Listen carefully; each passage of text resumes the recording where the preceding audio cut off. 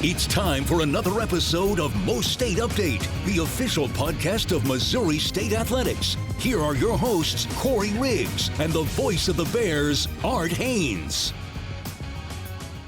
Hello, everybody, and welcome back for another episode of MoState Update. I'm your host, Corey Riggs. Thrilled to be back with you. It's been a little bit since we were down in Frisco, Texas for CUSA Football Media Day with Coach Ryan Beard and his players, but it was a lot of fun down in Frisco with the Bears, as well as getting ready to know some of our new friends in Conference USA. But now the summer is kind of winding down, and we want to talk a little bit about a couple of different topics before the fall season engulfs everything that we're doing. And that means one more chance to talk about baseball with head coach Joey Hawkins of the Baseball Bears. They have had a tremendous transfer portal recruiting class during this summer. We're going to talk to Joey about some of the new faces and new names that are going to make up the Baseball Bears roster when we come around to that season again a little bit later, as well as a couple of his players that were drafted in the off season, how their professional careers are getting started, and how one of the Bears' former pitchers is coming back home, that being Brant Thompson, who's getting ready to make his first start with the Springfield Cardinals as he's been promoted from single A to double A in the St. Louis Cardinals minor league organization. So excited to talk to Joey about all things Missouri State baseball. And then a little bit later, we'll have Paige Grisham on. And Paige and the team with the Missouri State Foundation just got done with one of their marquee events of the year, that being the Sneaker Soiree. So we're going to get a report from Paige about how the event went, the money that was raised and received in that event, and then talk about something else that's new to the website and new to the landscape of Missouri State Athletics, that being the Competitive Excellence Fund. So I want you to stick around for that as well. We're going to take a break, come back, and get ready to talk baseball here at Hammons Field with Joey Hawkins on this installment of MoState Update.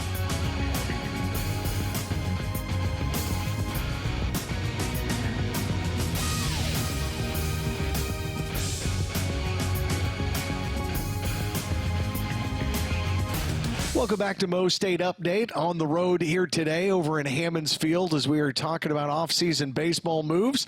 And the man to talk to about all of that as he gets ready for his second year at the helm of the Missouri State baseball program is head coach Joey Hawkins. Hawk, how has the summer been progressing for you, or has it just blown by at this point? Blown by. I mean, I can't believe we start school here, less than 2 weeks. We were just had staff meetings all day today, just about starting to plan and look at class schedules and, getting things going for the fall. And it's crazy to think about, but it's been a good summer, busy summer, and thought our staff did an outstanding job at navigating what is a college baseball summer now. Yeah, I wanted to talk to you specifically about that. I think anyone who's been around athletics for any amount of time is used to the concept that recruitment is a 365-day-a-year job now. There's not just a recruiting season, but there kind of is a portal season, especially for, I think, the sport of baseball, where, when the season ends, you guys have to hit it. You have to figure out quickly who's coming back, who's not, and what needs you have to fill. So kind of how much pressure does that put on you guys as you kind of get together in the office, get the computers out, and start to kind of wade through all the data on the players whose names are in the portal? Yeah, it's quite the process. I mean, you essentially, you're going to, for us, for example, last year, we're on the high of winning the regular season title and being one game from a regional, and season ends. Obviously, it's emotional. You're saying your goodbyes, but then you got to get in a room and you got roster decisions, and you kind of see how those shake out, and you're immediately in the portal trying to make your team better. Obviously, for me, it starts with the returners. That's the core of this team, and the guys that have built quite a standard here and did a great job this past year. And you try and figure out how can you add to that group and make your team better. So From there, it's anything from, obviously you're looking at data and video to possibly getting out and seeing them if they're playing summer ball or doing an in-home visit or Zooms. And then obviously most importantly, getting some guys here to visit and show them what we got in beautiful Hammons Field and all those things. So it's busy and you swing and miss a lot, but, you got to stay on it. And our staff did a tremendous job. Well, and you really went out and had to find, what was the final number? Is it 16 that you added through the portal? I mean, that seems like a big number. Sure. Did it feel like a big number? Yeah, I think maybe, the college football and basketball coaches would agree with the baseball coaches. We're probably looking at about 50% every year of what you got to add to your roster. And for us, it's a combination of seniors graduating, which for us was 4 guys. And then, you got the draft where you lose some guys with eligibility or incoming high school guys. And then you're going to have some guys that you part ways with. And you got some guys that are going to tell you that they're going to move on, and that's part of the game now. And before you know it, you kind of got 50% of your roster to fill. So you typically got a good idea of what you're working with. And again, it's strategy, it's systems, it's making sure you stay true to who you are and what you value in your program. And I think we did a great job of that this summer. We know, what type of player we can make better on the field, but we really paid attention to the intangibles and trying to do a lot of research on kids off the field and what their makeup is. 64 Analytics. Well, let me start with this. You told me in a text message months ago, Riggs, we got a group of guys. Mm-hmm. You were calling this shot kind of a while back. Then I go and see on Twitter, 64 Analytics is saying you've got a top 25 portal class. Does that somehow validate you at all in the fact that, somebody else is saying, hey, look at this group of guys that the Bears put together. This is a really talented group. Yeah, I don't know what their formula is or how they come up with it, but I think it's cool to get a little recognition for sure. But all that matters is, what do we think of the players we're bringing in? And like you said, I shot you a little text there, and I was just excited about the group we put together for a lot of different reasons. But as I mentioned earlier, I think the reason I'm most excited with this group is that it blends really well with what we have coming back. Absolutely. I really don't think we're going to sit here and say, like, our season is going to be dependent on how our players that transferred here play, right? I think it's going to be a combination of things, right? Our returners taking a step forward, our young guys who are staying in the program developing into everyday players, and then transfers coming here for the reason they chose us, which is to get better and get opportunities. So there's a balance, there's a blend to it, and I think that's what I'm most excited about.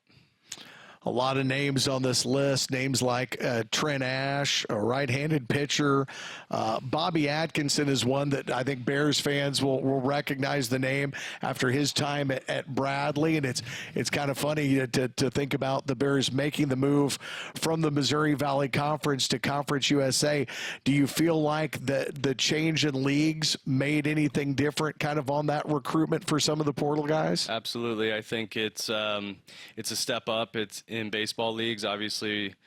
I just like the direction this league's going in terms of baseball. I think people are invested in baseball in the league. 5th RPI last year, multi-bid league.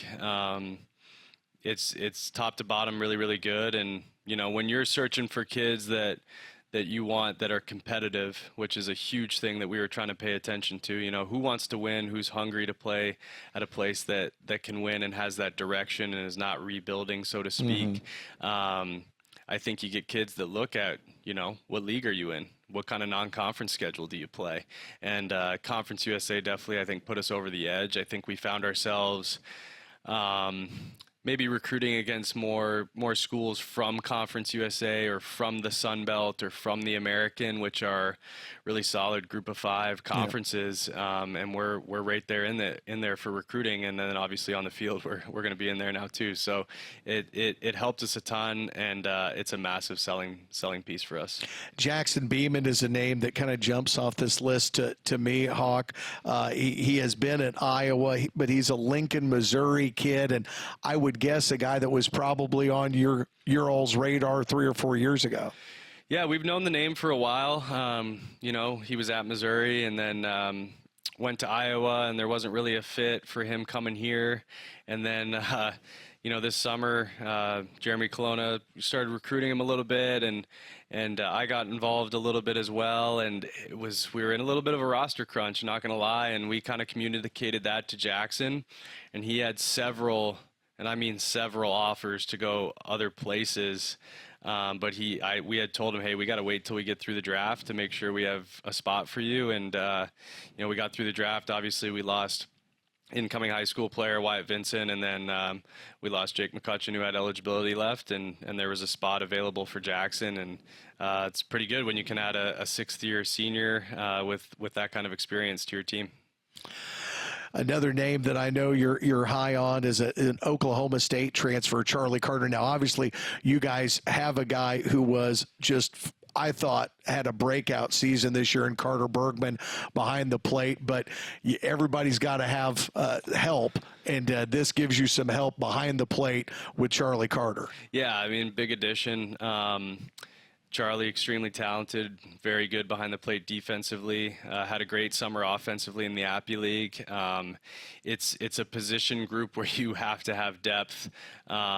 We can't catch Carter Bergman every game. We honestly, it felt like you did quite a bit this year. we can't run him into the ground. There needs to be an avenue for us to be able to DH him and give him a break, or just give him a blow completely and give him a day off.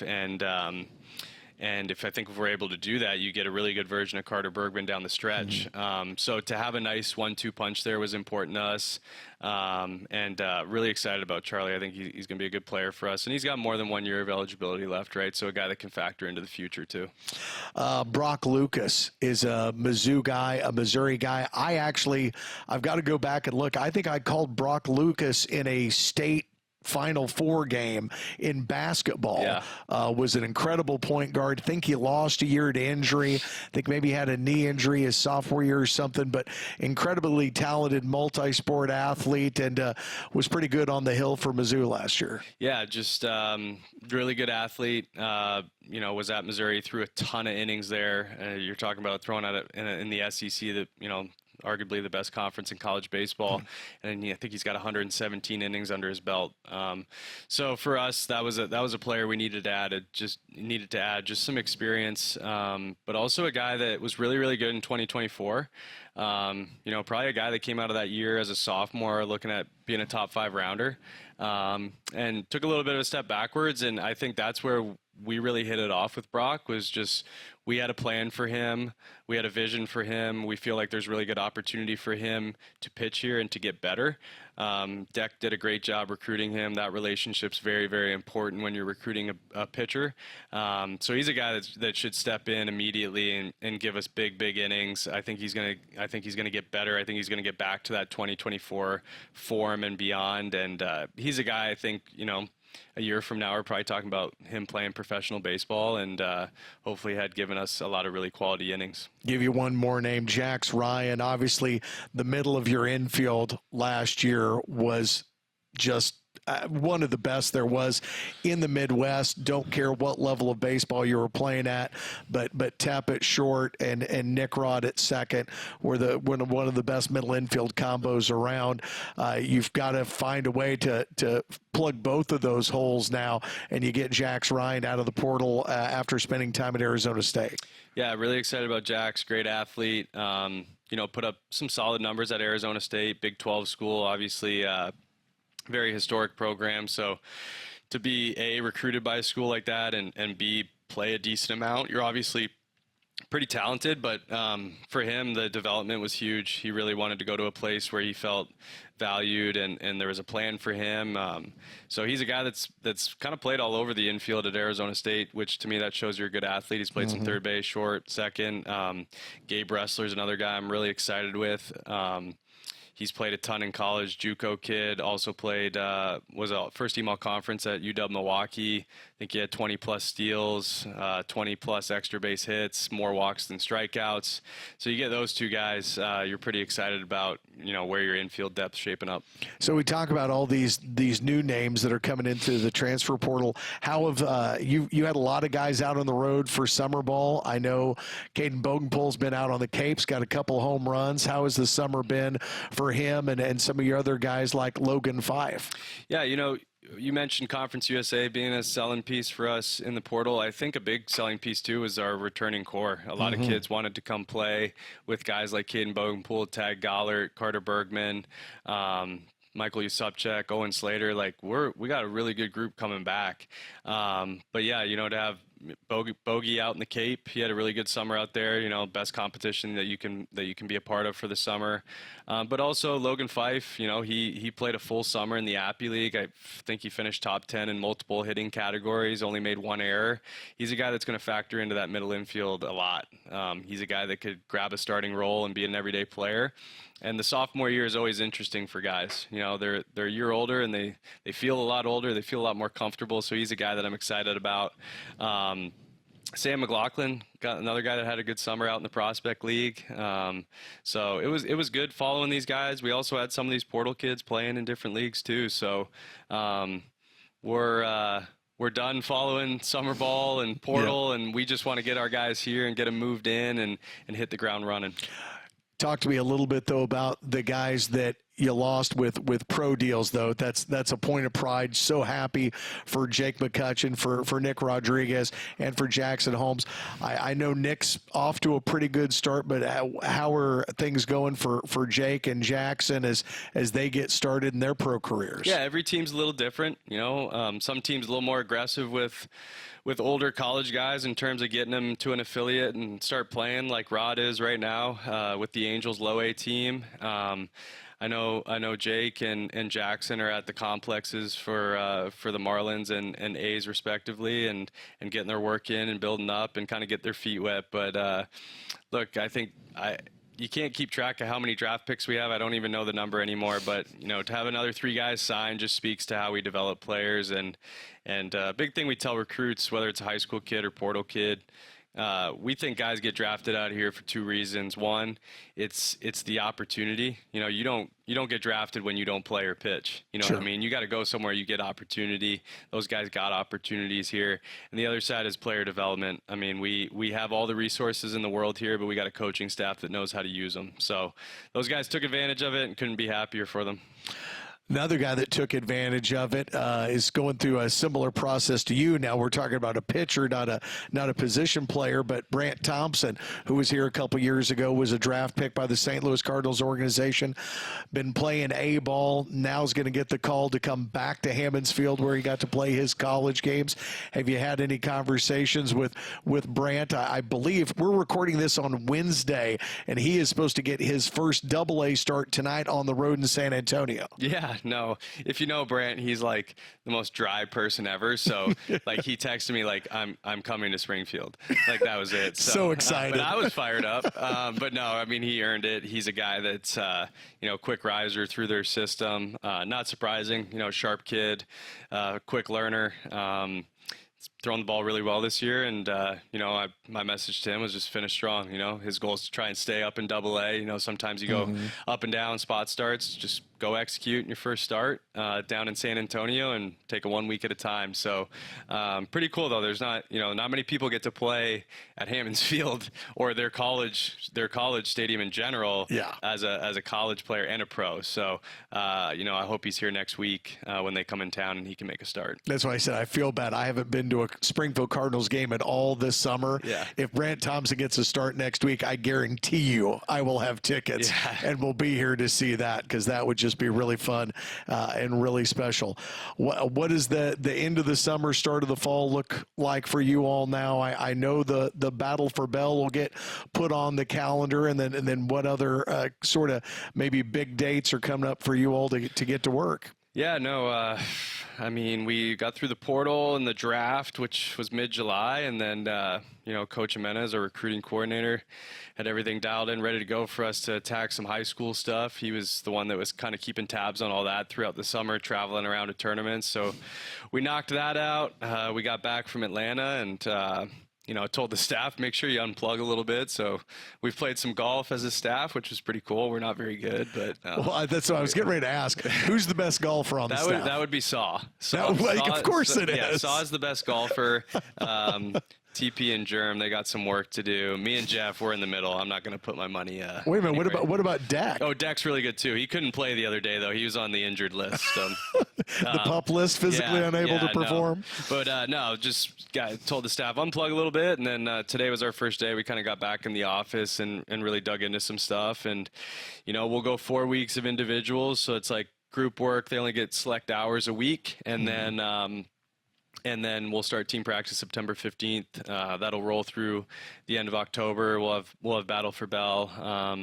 October 9th is when we're going to have that here at Hammons Field, and there'll be more released on that. We'll play another fall game that I can't release just yet, but we'll get another D1 team in here that I'm excited about towards the end of the fall. So it's the fall's busy, but we got some work to do. You get these good players. You gotta remind yourself they're not finished products. You gotta get down to work and coach them and make them better. And in the middle of all of that, the Hawkins family gets a little bit bigger. The Bears baseball family gets bigger because you guys have baby number 3 on the way. Baby number 3. So 16 new players, 3 kids.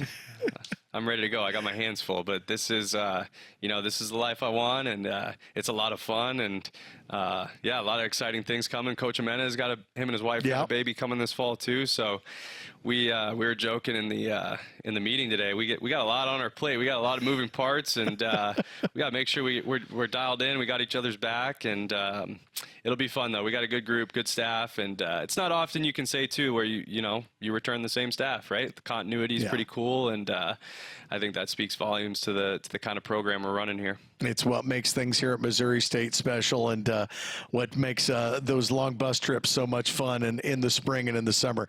Joey Hawkins, thank you so much, man. We're going to take a break, come back with more MoState Update here in just a minute.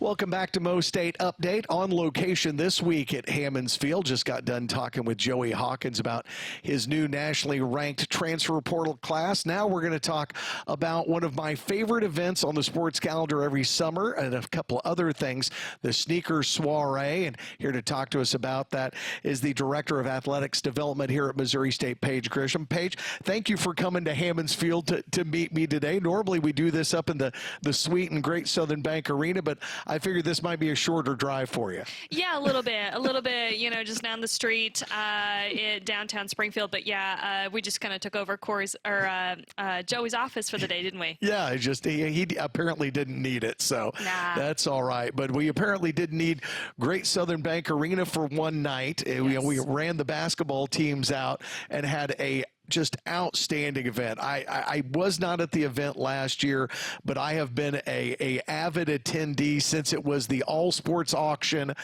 back in the day, and used to spend probably way too much money buying gear and different things at this event. The 2025 edition of the Sneaker Soiree, I felt like went off without a hitch. How did you feel on your end? Yeah, I felt great. Just a big shout out to our sponsors, OMB specifically, who is our presenting sponsor the last several years for this event. They've just been fantastic.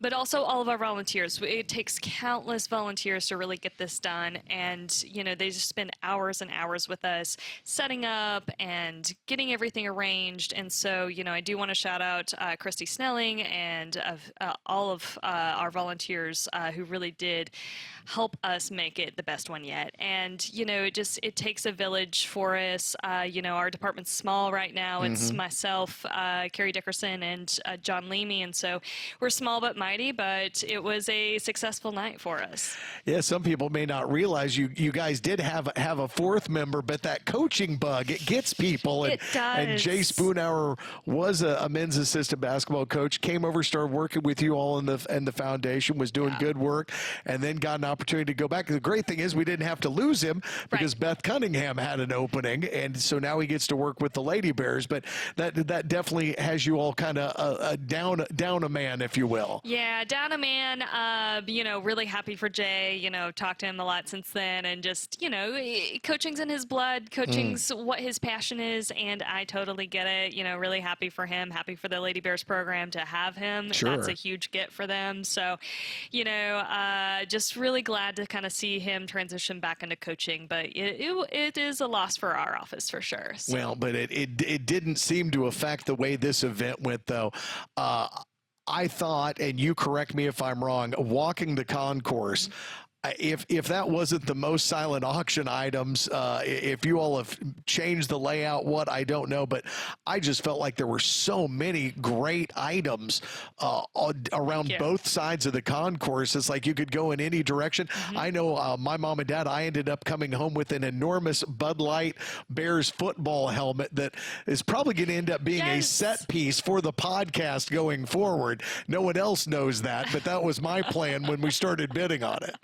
That one was an accidental addition into the silent auction. That was something I found in our basement, actually, from last year. Now it's in my basement, Paige. Well done. Yes, now it's in your basement, and we made some money off it, right? So, really glad for that. But yeah, as far as number of items, we've been paring down the silent auction just a smidge over the last couple of years. Just really making sure those are high quality items. I know when this event started way back when with Coach Rowe, it really truly started as a garage sale. Brent was talking about that actually this morning with us. It was quite literally a garage sale for raising funds for us. And so, to see it grow like this and to truly have that quality of number of items and, make it worth people's while to go through those and go home with some really cool experiences too.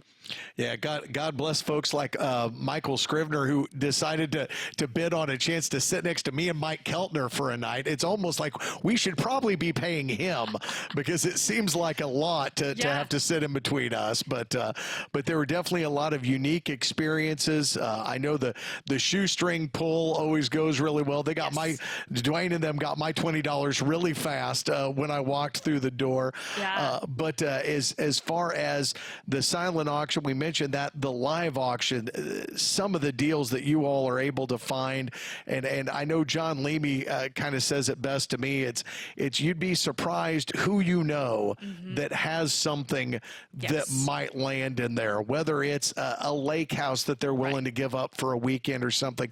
You guys had trips to Florida. The football deal to go from the Bears game to the Packers game, I thought was phenomenal. Oh, that one was so cool. You got to go.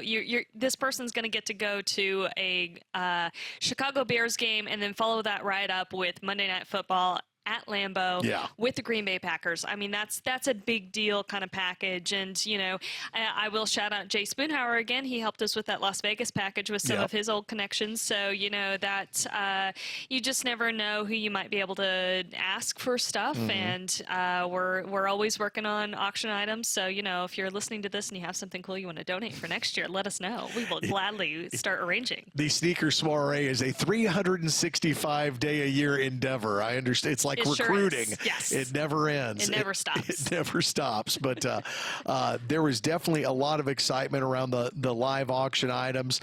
Had the trips, had a lot of Kansas City Chiefs tickets, had a Kansas City Chiefs golf cart, a lot of great stuff. But you all did something the other night that was different than any of the events I've ever been to before, and that was the concept of fun to need, and specifically we were talking about nutrition for Missouri State student athletes. So kind of where did that come from, and then how do you think it went in your first run of it? Yeah, Fund a Need is something that, for those who do know me, in my time when I was back over at Drury, and I'll just briefly mention that was something that we did, was Fund a Need for all of our sports programs to truly kind of solicit those donations for our programs and making that solidified ask, that philanthropic ask of those folks right then and there. And so, that's something I kind of started bringing up whenever I first got here. And when Patrick came on board, he was very, very interested in doing something like this. So I was excited. I was ecstatic. I was like, let's go. Let's do this. We started all the groundwork with that. Carrie did a great job with, going out and helping us get some folks kind of pre-committed to that in advance. And so, that was really great.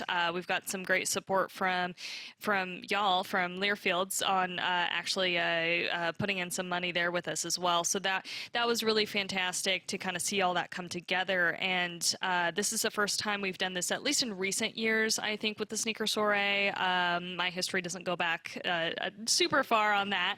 That's a Coach Rowe question for sure. But, with raising over right around $80,000 just for Fund a Need for our All Sports Nutrition Fund was pretty significant. Training table, athletic nutrition, it is a hot button topic that comes up a lot, not just on this campus, but on every campus. So definitely a good start there. When you sit back, and I know I was going to say sit back and relax, which I know you don't do, but when you sit back and look back at this one, how do you think this one compares to, say, events that you've had the last 5 years? Because obviously there is a different vibe in Springfield and on campus right now with the move to Conference USA, the move to FBS football. I also felt like maybe that was a more higher attended event than I've seen in the last few years. Yeah, I think when we finalize all of our numbers, we're still kind of going through that process right now. But as far as attendance goes, this is by and large the best attended that I think I've ever seen. This is definitely the most number of tables we've ever sold, with 60 tables on the floor sold for the event. That was really significant for us. But also, just the number of dollars raised, we're still tabulating some of that stuff right now. We're well over $325,000 in gross right now. Yeah. So, I told Coach Rowe the other day, I'm like, check your records. We want to make sure before we say this is the best one we've had in terms of numbers of dollars raised. I don't want to discount any of his work by any means, but yeah, it was a really successful night for us. Yeah, he has been there quite literally since the beginning of this event. And like we said, it's had a couple of different names, but the end result is still the same, and it's supporting Missouri State athletics, and this one was absolutely fantastic. Meanwhile, in the lead up to getting ready for this event, you worked a lot of hours behind the scenes getting ready to launch something that I don't know that a lot of Bears fans have heard about yet, and if they have heard about it, maybe they don't understand it, and that's the Competitive Excellence Fund. So that was a big thing. I wanted to ask you about that, and if you can explain it to the fans and why they should be involved in the Competitive Excellence Fund. Absolutely. So like you said, we started really working on this since the House settlement occurred over the summer here. So when that happened, that really kind of opened things up for schools, universities to be able to start directly paying student athletes. Prior to that, we've had NIL, we've had, those outside deals that can be done with student athletes. They can get paid for their name, image, and likeness, right? So the House settlement really just kind of opened up a lot of doors and opportunities for us. So what we've done is launch the Competitive Excellence Fund, and any supporter, donor, alumni, whomever can make a gift to the Competitive Excellence Fund. You choose your sport. It's a sport-specific fund. And those monies are going to go directly to our student athletes. It's going to go towards recruitment and retention of the best student athletes we can possibly get at Missouri State. And that's really what we're seeing. That's going to be the difference maker for competitiveness on the court, on the playing field, whatever it may be, is those funds that we can use to recruit the best student athletes. And so that's what the Competitive Excellence Fund is really doing. NIL still exists. If you have a business and you say you are the president of OMB Bank and you want Lacey Stokes to do a commercial, you can do that. That's true NIL, not a problem. You go through the portal, through our website, and you can help get connected with our student athletes and truly do that piece of things. But as far as donor-driven revenue sharing, that's what the Competitive Excellence Fund is. It is a completely new world, as everybody well knows. But I think the word that I heard that jumped out when you were talking there too is retention, because I think what a lot of people maybe don't realize is when you recruit maybe a hometown kid or someone that maybe didn't make it on those sort of P4 radars, right, that when they get here and then they have success, other people will come calling. Yes. Other people with much deeper coffers and more money. And sometimes you can get a hometown discount from that student athlete who doesn't want to be that far away from mom and dad and the fans that they know, but they need something to stay. You've got to be able to offer them something. Yes. And this is a way that people can do that. And I like the fact too, Paige, that it is, because the question I get out in the public a lot is, well, if I give money, how do I know that it's going to football or to baseball? Because a lot of our fans have very specific teams that they feel a kinship to, that they want that money to go directly to them. Absolutely. And we get that question some too. And when you select whatever sport it may be, if it's football, if it's men's basketball, women's basketball, whatever that choice you make as the donor, those funds are going directly to that program. We're not moving funds around after the fact. That's an unethical thing. We do not do that. It goes directly to those sport programs to utilize how they need to be utilized. And in this instance, so, the Competitive Excellence Fund, that's for sure going to be funds that are going to be funneled to our student athletes directly to those sport programs that you choose. So if you make a $1,000 gift to men's basketball, that's going to go directly to those student athletes, and that's going to be distributed in that way. But yes, the retention piece is huge, because we're not talking here at Missouri State. You hear the stories of your Texas A&Ms and your really big P4 schools who are talking millions of dollars, right? And we're not there yet.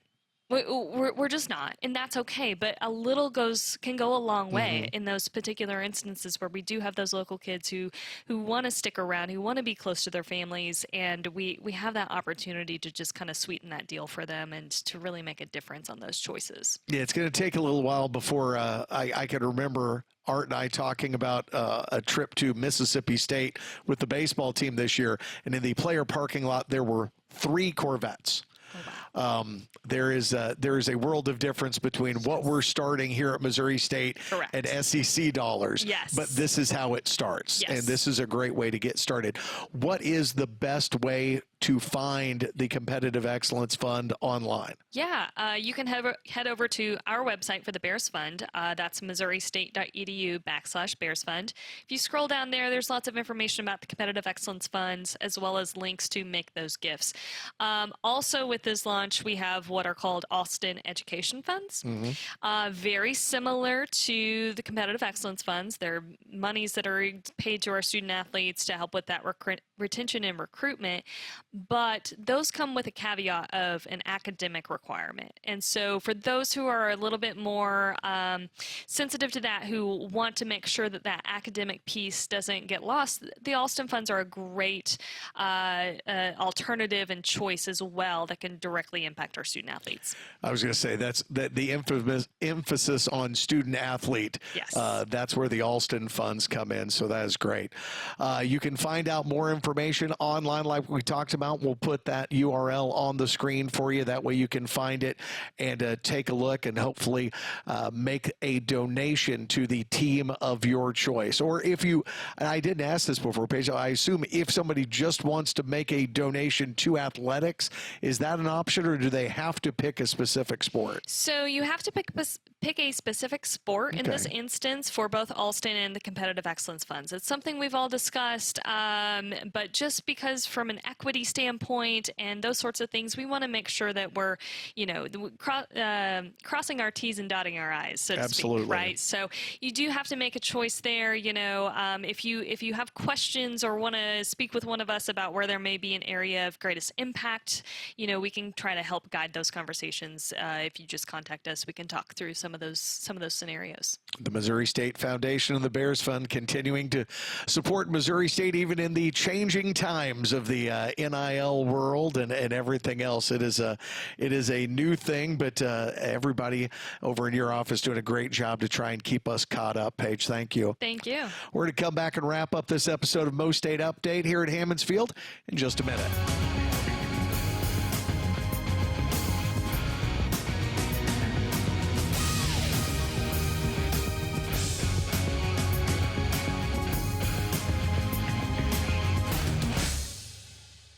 Well, that's going to do it for this episode of MoState Update. I hope you all enjoyed it. Our thanks to Paige Grisham and to Missouri State Baseball head coach Joey Hawkins for coming on the podcast with us this week.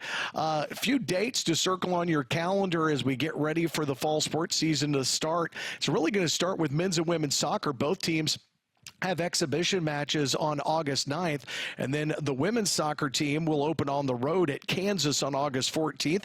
Men's soccer will open up at home on August 21st, hosting Seattle. But the big date I want to make sure you get down in your phones and on your calendars is Tuesday, August 26th at 6 p.m. That's when on the Missouri State campus we are going to have our party in the CUSA, and it is going to be a big to-doing. It's to celebrate the start of the fall sports season, the move to Conference USA, the move to FBS football, welcoming back the students and the student athletes and the faculty and staff on the Missouri State campus. It is a community-wide event. We hope you'll join us. There will be free food trucks, different games. We're going to record a live version of this podcast with a big LED video board and some great guests, including the university president, Dr. Richard Biff Williams, and the director of athletics, Patrick Ransdell. Both will be on the show that night. So it'll be fun talking to them about the start of the school year and about the start of the fall sports season. So make sure and write that down for Tuesday, August 26th, starting at 6 p.m. And if you stay around until dusk, there'll be a movie on the Plaster Stadium video board. You can bring your blanket, throw it on the new turf there at the football stadium, and enjoy a movie as the sun goes down, kind of a football equivalent of a drive-in movie if you're old enough to remember those or if you've ever been to one of those. But either way, we hope you'll join us for that. I hope you'll join us next week as well. I think it's going to be a all-soccer special next week. Hopefully going to track down Michael Seabolt and Kirk Nelson and talk men's and women's Missouri State soccer here, as they're really the first two teams to get the fall season kicked off. But until then, I'm Corey Riggs. Thanks for joining us here on MoState Update.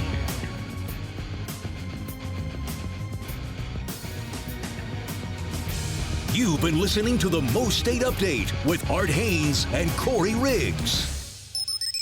The preceding has been a Learfield presentation on the Missouri State Sports Network.